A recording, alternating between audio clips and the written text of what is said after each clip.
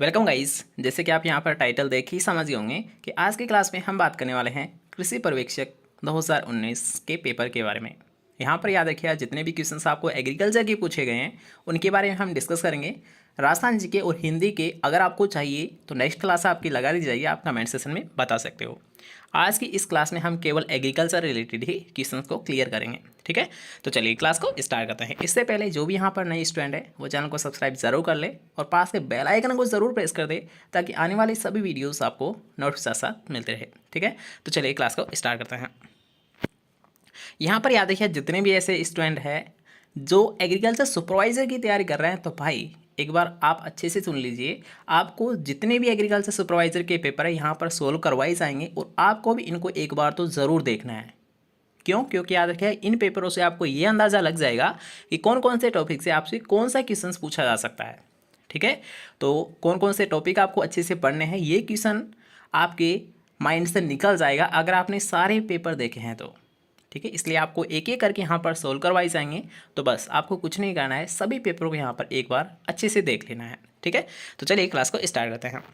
तो यहाँ पर याद किया सबसे पहले आपको पूछा गया कक्षक कलिकाओं की जो शाखाओं की बढ़वार क्या कहलाती है। यहाँ पर याद रखिएगा आपको क्या पूछा गया है। सबसे पहले याद रखिए जो शीर्षस्थ भाग होता है इससे जो पार्श्व शाखाएं निकलती है इन्हीं को बोला जाता है, याद रखिए कक्षस्थ कलिकाएं, ठीक है। तो अब आसानी से आप बता सकते हो कि याद रखिएगा जो पार्श्व में निकली हुई शाखा है इनको हम क्या बोलेंगे। मतलब याद रखिएगा ये जो शाखा है इन्हें हम क्या बोलते हैं, बिल्कुल शाखा निकलना ही बोलेंगे। क्यों? क्योंकि ये तो पार्श्व शाखा है। बीच वाला तो शीर्षस्थ भाग है जिसमें ऑक्सीजन की मात्रा पाई जाती है सबसे ज़्यादा, ठीक है। और ऑक्सीजन याद रखिए ऑक्सीजन तलाभिसारी होता है। क्यों? क्योंकि याद रखिए ये नीचे की साइड गति करता है, ठीक है। ऊपर से नीचे की साइड ऑक्सीजन गति करता है इसलिए ऑक्सीजन क्या होता है, तल अभिसारी होता है। ये भी क्वेश्चन आपको पूछा गया था जो रिसेंटली आपकी एग्जाम हुई थी उसमें, तो इसको भी आप नोट डाउन कर सकते हो। नेक्स्ट क्वेश्चन की यहाँ पर बात करेंगे कि संकुल मक्का के प्रमाणित बीज। आपको बताया था हमने, याद रखिएगा कि एक होता है आधार बीज, एक होता है प्रमाणित बीज। तो आधार बीज की याद रखिएगा जो दूरी होती है वो कितनी रखते हैं, प्रमाणित से लगभग दुगनी। प्रमाणित बीज से लगभग दुगनी याद रखिए आधार बीज की हम दूरी रखते हैं। तो यहाँ पर आपको पूछा गया है प्रमाणित बीज की, तो याद रखिए प्रमाणित बीज की होती है 200 मीटर। लेकिन अगर आपको यहाँ पर ये पूछा था कि संकुल मक्का के आधार बीज की पृथक्करण दूरी कितनी रखते हैं तब आप क्या बताते, तो आपको राइट आंसर ये हो जाता 400 मीटर, ठीक है। तो बस आपको ध्यान रखना है यहाँ पर 2 पॉइंट आप जरूर नोट डाउन कर ले कि संकुल मक्का की हम जब भी बात करेंगे तो प्रमाणित की होती है 200, आधार की होती है 400। और अगर हम बात करेंगे संकर मक्का की तो संकर मक्का की याद रखिए 600 और 300 होती है। मतलब याद रखिएगा जो प्रमाणित बीज है उसकी तो 300 मीटर रखेंगे लेकिन जो आधार बीज है उसकी हम 600 मीटर की दूरी रखते हैं। ओके, 200 400 और 300 600 आसानी से याद हो जाएगा, कोई दिक्कत नहीं है। चलिए नेक्स्ट क्वेश्चन की यहाँ पर बात करेंगे जिसमें आपको पूछा गया है जीएम इज इवर्टा। तो इवर्टा याद रखिए वो होता है पॉपकॉर्न। इवर्टा किसका नाम होता है, पॉपकॉर्न का नाम होता है। नेक्स्ट क्वेश्चन यहाँ पर आपको पूछा गया है कि निम्न में से कौन सा पोषक तत्व तो क्लोरोफिल का अवयव है। याद रखिए यहाँ पर पूछा गया है पर्णहरित का लवक, ठीक है। तो याद रखिए पर्णहरित में कौन सा तत्व पाया जाता है, वो होता है मैग्नीशियम। जब भी आप याद रखिए आप पर्णहरित या क्लोरोफिल का जब आप फॉर्मूला पढ़ोगे तो उसमें याद रखिए बीच में ही आपको देखने को मिल जाएगा मैग्नीशियम। मतलब याद रखिए सबसे जो प्रमुख अयस्क होता है वो कौन सा होता है, पर्णहरित का, वो होता है मैग्नीशियम, ठीक है। नेक्स्ट क्वेश्चन की यहाँ पर बात करेंगे जिसमें आपको पूछा गया अवनालिका सरण। अब याद रखिए अवनालिका सरण होती कौन कौन सी फेज है इसके बारे में थोड़ा सा ये डिस्कस करेंगे। मुख्यतः याद रखिए जब भी आपने जल सरण पढ़ा होगा, वाटर इरोजन आपने पढ़ा होगा तो आपने 4 स्टेप देखी होंगी। सबसे पहले क्या होती है, बौछार आती है जिसे हम इंग्लिश में बोलते हैं स्प्लेश। उसके बाद में क्या होता है कि ये बौछार क्या करती है, एक परत टाइप में बना लेती है तो उसे हम बोलते हैं सरफेस स्क्रीप। फिर क्या होता है कि जो पानी जो सरफेस बना के मतलब सरफेस या परत बना के जा रहा है ये क्या कर रहा है, हल्की सी गड्ढे कर देता है। जहाँ से पानी निकलता है वहाँ पर याद रखिए छोटे छोटे गड्ढे हो जाते हैं। तो इन गड्ढों को क्या बोला जाता है, रिल। और जब ये छोटे छोटे गड्ढे हो जाते हैं तो कुछ टाइम बाद में देखना अगर ये तीव्र बहाव है तो वहाँ पर बड़ा गड्ढा हो जाता है। क्या हो जाता है, जो गड्ढा है ये बड़ा हो जाता है। तो बड़ा गड्ढा होने को याद रखिए हम गली इरोजन बोलते हैं। क्या बोलते हैं, गली इरोजन बोलते हैं। आसानी से समझ आ गया चारों स्टेप। सबसे पहले क्या होता है, जब बरसात होती है तो क्या होता है, पानी नीचे गिरता है और उससे क्या होता है, मृदा के जो कण होते हैं वो इधर उधर छिटक जाते हैं, ठीक है, छिटक जाते हैं। तो छिटकना मतलब स्प्लेश।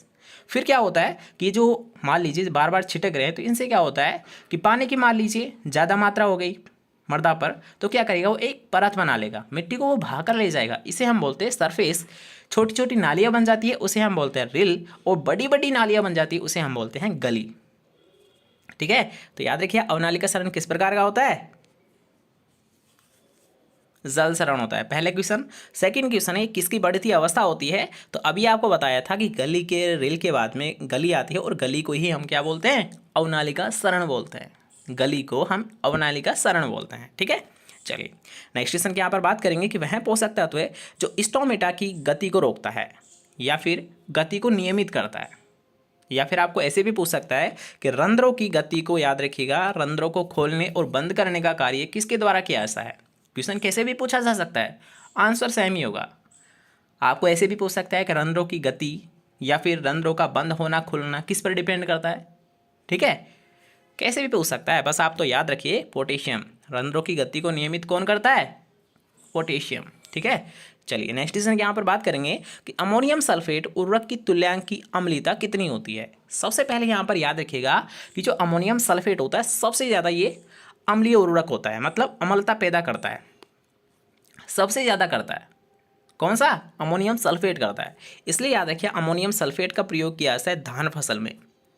ये भी क्वेश्चन पूछ सकता है कि धान फसल के लिए उपयुक्त उर्वरक कौन सा होता है, तो आप क्या बताओगे, वो होता है, याद रखिए अमोनियम सल्फेट होता है। ठीक है, याद रखना ये सबसे ज़्यादा अम्लीय उर्वरक होता है और ये मुख्यतः धान फसल के लिए प्रयोग में लिया जाता है। अब अगर बात करेंगे इसकी अम्लीय तुल्यांक कितना होता है, तो वो होता है 110। नेक्स्ट क्वेश्चन के यहाँ पर बात करेंगे जिसमें आपको पूछा गया है कि लवणीय मृदाओं को किस विधि से सुधारा जा सकता है, तो होती है, याद रखिएगा, निष्पंदन विधि, जिसे हम लीचिंग बोलते हैं, लीचिंग नहीं बोलते, सॉरी, याद रखिए निष्पंदन। ठीक है, नेक्स्ट क्वेश्चन की यहाँ पर बात करेंगे। वैसे यहाँ पर याद रखिए लवणीय मृदाओं के बारे में तो आपने जान लिया कि इनका जो सुधार किया ऐसा, ये क्या ऐसा है, निष्पंदन विधि के द्वारा। अगर मैं आपको पूछता हूँ सारी विधि मतलब सारी मृदा, तो सारी मृदा का जो सुधार किया ऐसा, ये क्या ऐसा है, जिप्सम के द्वारा। और अगर आपको मैं पूछूँ अम्लीय मृदाओं का सुधार, तो अम्लीय मृदाओं का जो सुधार किया ऐसा वो किया ऐसा, याद रखिएगा, चूने के द्वारा। किसके द्वारा, चूने के द्वारा किया ऐसा है अम्लीय मृदाओं का सुधार।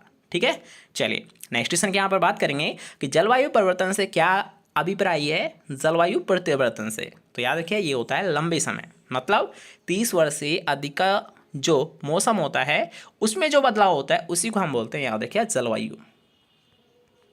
याद रखिएगा आपको यहाँ पर जो एनसीईआरटी में है वो 31 ईयर का लिखा हुआ है, जो जलवायु होती है, याद रखिए 31 ईयर मौसम के योग को ही क्या बोला जाता है, जलवायु बोला जाता है। और एक क्षण भर की, मतलब एक पल में क्या है, दूसरे पल में क्या है। अगर आपको पूछता है क्षणिक अवस्था, याद रखना, दोनों को आपको क्लियर कर देता हूँ, मौसम क्या होता है और जलवायु क्या होता है। तो मौसम होता है, याद रखिए, एक क्षण भर की अवस्था, मतलब पल में चेंज हो रहा है, मतलब पल में बारिश है और पल में ही वो रुक गई। किस प्रकार का ये एग्जाम्पल, ये मौसम का एग्जाम्पल है। याद रखिएगा कि मौसम क्या होता है, क्षणिक अवस्था के होता है। अगर आपको पूछता है कि मौसम की क्षणिक अवस्था क्या कहलाती है, तो आप क्या बताओगे, मौसम ही कहलाती है।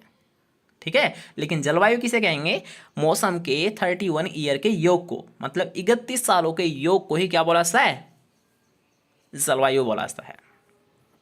दोनों में डिफरेंस आ गया समझ। चलिए नेक्स्ट क्वेश्चन की यहाँ पर बात करेंगे, मृत्तिका कणों का व्यास कितना होता है।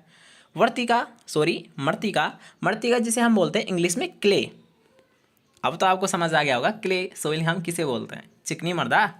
तो चिकनी मृदा के जो सोइल के पार्टिकल्स होते हैं उनकी साइज़ क्या होती है, तो सबसे महीन कण यही होता है। याद रखना कि सबसे जो महीन कण होते हैं वो कौन से होते हैं, कौन से होते हैं सबसे महीन, याद रखिएगा वो होते हैं 0.002 mm से भी कम होते हैं। सॉरी, यहाँ पर अधिक लिखा हुआ है, मतलब फर्स्ट आपका राइट आंसर है। ठीक है, अधिक नहीं होते बल्कि कम होते हैं, 0.002 mm से भी, mm मतलब मिलीमीटर से भी कम होती है। किसका, चिकनी मृदा का, जिसे हम क्ले भी बोलते हैं या फिर हम मृत्तिका जिसे हम बोलते हैं। ठीक है, याद रखना, कई बार आपको एग्जाम में पूछा गया है, बार बार ये क्वेश्चन आपको पूछा आता है। नेक्स्ट क्वेश्चन यहाँ पर बात करेंगे कि मक्का की 2 पंक्तियों के मध्य उड़द की 1 या 2 पंक्तियों का लगाना क्या कहलाता है, तो इसे हम बोलते हैं सहचर फसल। क्या बोलते हैं, सहचर फसल। नेक्स्ट क्वेश्चन के यहाँ पर बात करेंगे कि निम्न फास्फोरस उर्वरकों में से कौन सी अम्लीय मृदा में उपयोग हेतु उर्वरक है, उपयुक्त है, तो याद रखिए वो होता है रॉक फास्फेट, जिसका प्रयोग याद रखिए अम्लीय मृदाओं में। इसके क्या होता है, ये क्या करता है, मृदा संरचना को भी सुधार करता है, इसके साथ साथ क्या करता है, याद रखिएगा ये अम्लता को भी खत्म करता है, इसलिए रॉक फास्फेट का प्रयोग अम्लीय मृदाओं में किया जाता है। ठीक है, याद रहेगा। चलिए नेक्स्ट क्वेश्चन की यहाँ पर बात करेंगे कि निम्न में से कौन सा द्विवर्षीय खरपतवार का उदाहरण है, तो वो होता है सिंचोरियम इंटाइबस, मतलब कांसनी। सिंचोरियम इंटाइबस किसका नाम होता है, कांसनी का नाम होता है। ठीक है, चलिए नेक्स्ट क्वेश्चन की यहाँ पर बात करते हैं, जिसमें आपको पूछा गया है कम सांद्रता में एट्राजिन का छिड़काव करने पर ये किस प्रकार के वाष्पशरोधी के रूप में कार्य करता है। ठीक है, मैं थोड़ा सा फास्टली कर लेता हूँ क्योंकि आपका पेपर है काफ़ी बड़ा है, आपको समझाने में दिक्कत आएगी, इसलिए याद रखिए यहाँ पर आपको बस कुछ नहीं करना है, क्वेश्चन को यहाँ पर देखना है। क्वेश्चन आप खुद पढ़ सकते हो, आपके सामने दिखाई दे रहा है। ठीक है, तो यहाँ पर याद रखिए कम सांद्रता में एट्राजिन का जो छिड़काव किया था ये किस प्रकार का कार्य करता है, तो ये क्या करता है, याद रखिए रंध्रों को बंद कर देता है। रंध्रों को बंद कर देता है। रंध्रों को बंद करने का कार्य याद रखिए एट्राजिन के अलावा याद रखिए CO2 भी करता है। इसके अलावा PMA, PMA मतलब फिनाइल मर्क्यूरिक एसीटेट। याद रखिएगा 3 एग्जाम्पल आपको ध्यान रखना है, एट्राजिन, CO2 और PMA। ये क्या करते हैं, याद रखिएगा रंध्रों को बंद कर देते हैं, क्लोज कर देते हैं, ताकि पानी वाष्पोत्सर्जन के रूप में नहीं निकले। ठीक है, याद रखना। चलिए नेक्स्ट क्वेश्चन की यहाँ पर बात करेंगे, जिसमें आपको पूछा गया है कि आलू की सुषुप्तता को दूर करने के लिए आप किस रसायन का प्रयोग करोगे, तो बिल्कुल हमें पता है आलू की अगर आपको डोरमेंसी तोड़नी है, सुषुप्तावस्था अगर आपको तोड़नी है तो आप थायोयूरिया का प्रयोग करोगे। नेक्स्ट क्वेश्चन के यहाँ पर बात करेंगे कि निम्न में से कौन से प्रकार के उर्वरक सामान्यतः भारत विदेश में निर्यात होते हैं। याद रखिएगा क्या करता है कि भारत किस प्रकार के फर्टिलाइजर को विदेशों में एक्सपोर्ट करता है, तो वो होता है याद रखिए पोटेशियम वाले। पोटेशियम वालों का याद रखिएगा निर्यात करता है। निर्यात नहीं हो सकता ये, क्योंकि यहाँ तो बिल्कुल पोटेशियम का उत्पादन ही नहीं होता, तो निर्यात कैसे कर सकता है। थोड़ा सा मिसप्रिंट है यहाँ पर। ठीक है, क्योंकि भारत में पोटेशियम उर्वरकों का यहाँ पर ज़्यादा उत्पादन नहीं होता है, मतलब ये निर्यात तो नहीं कर सकता, आयात तो कर सकता है लेकिन निर्यात नहीं कर सकता। ठीक है, इसलिए थोड़ा सा मिसप्रिंट है, इसको बाद में हम क्लियर करेंगे। जब तक नेक्स्ट क्लियर करते हैं कि SFC सिंगल सुपर फास्फेट में सल्फर की मात्रा कितनी है, तो सल्फर होता है याद रखिए 12%। याद रखिए सिंगल सुपर फास्फेट में क्या होता है कि सल्फर तो होता है 12%, फास्फोरस होता है 16% और कैल्शियम होता है इसमें 19%। आप डायरेक्ट याद रखिए 12, 16, 19, 12, 16, 19, मतलब सल्फर 12%, फास्फोरस 16% और कैल्शियम 19%। आसानी से याद रखोगे। ठीक है, इसके साथ साथ याद रखिए नेक्स्ट क्वेश्चन यहाँ पर बोलूँगा, इससे पहले जो भी यहाँ पर ऐसे स्टूडेंट है याद रखिए जो क्लास में बातें करते हैं, आप कान खोल के सुन लो। अगर मेरे को बात करते हुए मिले, मैंने चेक किया, तो आप दोबारा क्लास नहीं ले पाओगे इस चैनल पे तो। ठीक है, इसलिए याद रखिएगा आपको बात ही करनी है तो ठीक है कम करो, जिससे दूसरे परेशान ना हो। बात करो, ठीक है, मान लीजिए करनी है, कोई आपकी ज़रूरी है, कोई बुक से रिलेटेड है, स्टडी से रिलेटेड कोई बात है, तो वो क्या रही है, ठीक है, कोई दिक्कत नहीं है। लेकिन अगर आप ऐसी बातें कर रहे हो जो कि दूसरे स्टूडेंट को परेशान कर रही है, तो भाई इस चैनल को भूल जाना। अगर आपको क्लासें अच्छी लग रही है तो आप बात करना भूल जाइए, अगर आपको क्लासें पसंद नहीं आ रही है तो आप भाई ब्लॉक हो जाइए। ठीक है, जैसी आपकी मर्ज़ी है आपको वैसे कर दिया जाएगा। अगर आपको बात करनी है तो आपको ब्लॉक कर दिया जाएगा, ताकि आप फ्यूचर में कोई क्लास नहीं ले पाओ। अगर आपको क्लास लेनी है तो बस आप एक अच्छे तरीके से, ठीक है, क्लास लीजिए। ज़्यादा चिक चिक यहाँ पर नहीं चाहिए। मैं कई बार आपको वार्न पहले भी कर चुका था, कुछ दिनों से मैं नोटिस नहीं कर रहा था, तो कुछ स्टूडेंट यहाँ पर ज़्यादा ही ओवर बोलने लगे हैं। ठीक है, तो उनके लिए स्पेशल बोलना चाहूँगा कि भाई आप अपने जगह रहो, मैं अपनी जगह हूँ, मेरे को मजबूर मत करो कि मैं आपको ब्लॉक करूँ। टीचर के लिए स्टूडेंट को ब्लॉक करना कठिन होता है, लेकिन अगर स्टूडेंट ये खुद जाए कि मैं तो करूँगा चाहे कुछ हो जाए, तो भाई हमको करना पड़ता है। ठीक है, तो आप में भी दिमाग इतना सा, थोड़ा सा सोचिए समझिए। अगर आपको फिर भी बात करनी है तो ठीक है, आप बात करिए, क्लास का क्या ज़रूरी है, आपके तो बात करने से मतलब है ना। ठीक है, और यहाँ पर याद रखिए आपकी 2-4 स्टूडेंट की संख्या कम हो जाएगी, मतलब आप बकवास करते हो, वैसे भी आप तो पढ़ने देने हो, तो यहाँ पर कोई असर नहीं पड़ रहा। ठीक है, आपसे अगर मेरा एक भी स्टूडेंट पढ़ेगा ना तो मैं उसे भी पढ़ाऊँगा। यहाँ पर मैं आपके लिए कोई स्पेशल नहीं बैठा हूँ जो बातें करते हैं। मैं यहाँ पर उन स्टूडेंट के लिए हूँ जो यहाँ पढ़ते हैं, डेली क्लासेस लेते हैं। यहाँ पर 25,000 मेरे से स्टूडेंट जुड़े हुए हैं, तो उनके लिए यहाँ पर क्लासेस हो रही है, न कि आपके लिए। आप बात करते हो, आपको क्लासेस से मतलब ही नहीं होना चाहिए। ठीक है, तो आप बस ध्यान मत दो।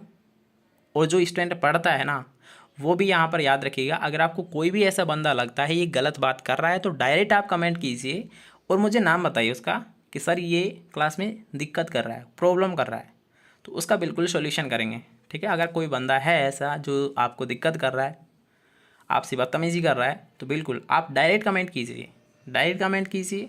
अदरवाइज़ व्हाट्सएप ग्रुप जुड़े हुए हैं आप, तो वहाँ पर मैसेज कर दीजिए। जैसा आपको अच्छा लगे मेरे को बताइए, जब आप मेरे को बताओगे तभी मैं उसका सोल्यूशन करूँगा। मैं डेली लाइव नहीं आ पाता हूँ तो मैं चेक नहीं कर पाऊँगा। बस आपको यहाँ पर कंप्लेंट करनी है मेरे से कि सर ये दिक्कत कर रहा है, ये जो स्टूडेंट है ये हमें पढ़ने नहीं दे रहा है। बस आपको इतना सा करना है, बाकी मैं देख लूँगा। ठीक है, चलिए क्लास को कंटिन्यू करते हैं। ये कुछ था जो कि ज़रूरी था आपको समझाना, क्योंकि यहाँ पर कल ऐसी दिक्कत आ रही थी जो कि पढ़ने ही नहीं दे रहे थे, इसलिए बोलना ज़रूरी था। ठीक है, बुरा लगा हो तो सॉरी, लेकिन ये बातें याद रखना, यहाँ पर बकवास नहीं चाहिए, केवल स्टडी आपको करनी है तो ठीक है। स्टडी वाला चैनल है हमारा, कोई बातों नहीं चैनल तो है नहीं कि आप बात करोगे। ठीक है, तो थोड़ा सा माइंड में रखो इस बात को और क्लासें अच्छे से लो। कि राजमा की फसल के लिए संतुत, याद रखिएगा यहाँ पर क्या पूछा है, नाइट्रोजन की मात्रा, मतलब नाइट्रोजन की मात्रा उसे कितनी रिकमेंडेशन होती है। संस्तुत का मतलब होता है रिकमेंडेड। ठीक है, मतलब उसे आवश्यक कितनी है, तो याद रखिए वो होती है 110 से 120 डिग्री किलोग्राम प्रति हेक्टेयर। नेक्स्ट क्वेश्चन की यहाँ पर बात करेंगे, जिसमें आपको पूछा गया है कि खरपतवार नियंत्रण हेतु ब्राउन मैन्यूरिंग जो एक विधि है कौन सी फसल में ली जाती है। याद रखिएगा ब्राउन मैन्यूरिंग का जो संबंध होता है ये होता है धान फसल से, धान की सीधी बुआई से होता है। नेक्स्ट क्वेश्चन की यहाँ पर बात करेंगे, जिसमें आपको पूछा गया 1 हेक्टेयर सेंटीमीटर पानी के बराबर होता है, तो वो होता है, याद रखिएगा क्या, 1 लाख लीटर। ठीक है, नेक्स्ट क्वेश्चन की यहाँ पर बात करेंगे, जिसमें आपको पूछा गया है कि राजस्थान की अधिकांश वर्षा किस मानसून पवनों से होती है, किस मानसून हवाओं से होती है, तो वो होती है, याद रखिए, दक्षिणी पश्चिमी मानसून हवाओं के द्वारा। नेक्स्ट क्वेश्चन के यहाँ पर बात करेंगे, जिसमें पूछा गया है कि केंद्रीय मरु क्षेत्र अनुसंधान संस्थान कहाँ पर स्थित है, तो याद रखिए ये स्थित है जोधपुर में, जिसकी स्थापना 1959 में की गई थी। नेक्स्ट क्वेश्चन के यहाँ पर बात करेंगे, जिसे हम बोलते हैं DMRI, मतलब जो स्थित है राष्ट्रीय स्तर का सरसों अनुसंधान केंद्र, जो कि स्थित है, याद रखिए, सेवर, और सेवर भरतपुर में पड़ता है। तो सेवर भरतपुर में राष्ट्रीय स्तर का सरसों अनुसंधान केंद्र स्थित है। नेक्स्ट क्वेश्चन की यहाँ पर बात करेंगे, जिसमें आपको पूछा गया है कि निम्न में से गाय की कौन सी नस्ल बाहर वाहक के लिए जानी जाती है। बाहर वाहक मतलब उसका मुख्य उद्देश्य है पालने का, वो भारवाही, भार वहन करने के लिए उसे पाला जाता है, तो वो होता है, याद रखिए, नागोरी। और नागोरी बेल का तो नाम आपने सुना ही होगा। कृषि कार्य के लिए जब भी बात करोगे आप नागोरी बेल को जरूर याद रखना कि नागोरी के जो बेल होते हैं ये मुख्यतः कृषि कार्य के लिए ही इनका प्रयोग किया जाता है। इनका मुख्य जो पर्पज़ होता है वो कृषि कार्य ही होता है। ठीक है, इसलिए याद रखिएगा। नेक्स्ट क्वेश्चन यहाँ पर बात करेंगे दंत सूत्र, और ये आपको कल क्लास में भी बताया था, तो याद रखिएगा स्थायी दंत सूत्र पूछा गया है कि वयस्क गाय का स्थायी दंत सूत्र क्या होता है, तो आपको कल बताया था हमने, याद रखिएगा 40-30 होता है, ये होता है अस्थायी दांत का। 40-30 00-30 ये होता है अस्थायी दांत का। और अगर आपको पूछता है स्थायी दांत का, तो 40-33 00-33 ये होता है स्थायी दांत का। तो आप यहाँ पर मैच कर सकते हो कि जो हमारा क्या है, सॉरी उल्टा हम बता गए, शुरू में क्या होता है 00-30 होता है, नीचे होता है 40-30। ओके, याद रखना अस्थायी का ये होता है, और स्थायी का क्या होता है, थोड़ा सा यहाँ पर चेंज करना, इसको 33 ऊपर होता है और 40-33 नीचे होता है। ओके, तो ये होता है, याद रखिएगा, स्थायी दांत का। तो यहाँ पर आप मैच कर सकते हो, जो हमारा फर्स्ट ऑप्शन है वो राइट आंसर है। नेक्स्ट क्वेश्चन के यहाँ पर बात करेंगे, जिसमें आपको पूछा गया है कि वसा की मात्रा भैंस की किस नस्ल में सर्वाधिक पाई जाती है, तो याद रखिए सर्वाधिक की अगर हम बात करेंगे तो वो होती है बदावरी। कितनी होती है, लगभग 13% होती है। नेक्स्ट क्वेश्चन के यहाँ पर बात करेंगे, जिसमें आपको पूछा गया निम्न में से कौन सी भैंस की नस्ल नहीं है, तो याद रखिएगा जो राठी होती है गाय होती है, गाय की नस्ल है न कि भैंस की। और यही क्वेश्चन में आपको पूछा गया है कि कौन सी ऐसी नस्ल है जो कि भैंस की नहीं है, तो कौन सी नहीं है, राठी है। राठी किसकी होती है, गाय की होती है। नेक्स्ट क्वेश्चन के यहाँ पर बात करेंगे, जिसमें आपको पूछा गया है कि हंसियाकार सींग भैंस की किस नस्ल की प्रमुख पहचान होती है, तो याद रखिए सिकल सैफ। हंसियाकार मतलब सिकल सैफ, तो सिकल सैफ होती है, याद रखिए ये होती है सूरती भैंस के। और मुर्रा नस्ल के जो सींग होते हैं वो किस टाइप के होते हैं, वो होते हैं जलेबी टाइप। ठीक है, जलेबी प्रकार के, तो जलेबी के टाइप के मुर्रा नस्ल में होते हैं, हंसियाकार नस्ल सूरती में होते हैं, और बताइए कुंडलाकार किस में होते हैं। ये क्वेश्चन आपके लिए आज, ठीक है, कि कुंडलाकार जो सींग होते हैं ये किस में होते हैं, गाय में होते हैं, भैंस में होते हैं, किस नस्ल में होते हैं, गाय की भैंस में नस्ल में होते हैं, आपको कमेंट सेक्शन में बताना है। ठीक है, जल्दी से बताइए, देखते हैं किसका राइट आंसर सबसे पहले आता है। नेक्स्ट क्वेश्चन की यहाँ पर बात करेंगे, भारत में बकरियों की सबसे बड़ी नस्ल कौन सी है? तो याद रखिएगा, बकरियों में सबसे बड़ी नस्ल है वो होती है जमुनापारी। कौन सी होती है? जमुनापारी। और जमुनापारी की मुख्य विशेषता क्या होती है? एक या दो ही की विशेषता है, मुख्यतः उनको जान लेते हैं। जमुनापारी की सबसे पहले होती है रोमन नाक। किस प्रकार की होती है इसकी नाक? रोमन नाक होती है। इसके साथ साथ जमुनापारी की याद रखिए, जो पिछली टांगे है वहाँ पर क्या होते हैं? घने लंबे बाल पाए जाते हैं। क्या होते हैं? घने लंबे बाल पाए जाते हैं। ठीक है, चलिए नेक्स्ट क्वेश्चन की यहाँ पर बात करेंगे, जिसमें आपको पूछा है राष्ट्रीय बकरी अनुसंधान संस्थान कहाँ पर स्थित है? तो बिल्कुल हमें पता है, याद रखिएगा कि मखदूम मथुरा उत्तर प्रदेश में स्थित है। कहाँ पर स्थित है? राष्ट्रीय बकरी अनुसंधान संस्थान मखदूम मथुरा उत्तर प्रदेश में स्थित है। तो चलिए, हमने 30 क्वेश्चंस को क्लियर कर लिया है। नेक्स्ट क्लास में हम आगे के 30 क्वेश्चंस को क्लियर करेंगे। ठीक है, तो 2 पार्ट में हम कंप्लीट पेपर को सोल्व कर लेंगे। तो अगर आपको वीडियो पसंद आई तो वीडियो को लाइक कीजिए, शेयर कीजिए। चैनल को सब्सक्राइब नहीं किया है तो चैनल को सब्सक्राइब कीजिए, ताकि आपको सारी वीडियोज़ यहाँ से नोट के साथ साथ मिलते रहे। ठीक है, हम मिलते हैं नेक्स्ट क्लास के साथ। जब तक के लिए घर पर रहिए, अच्छे से रहिए, मास्क पहनिए, दूरी मेंटेन कीजिए। ठीक है।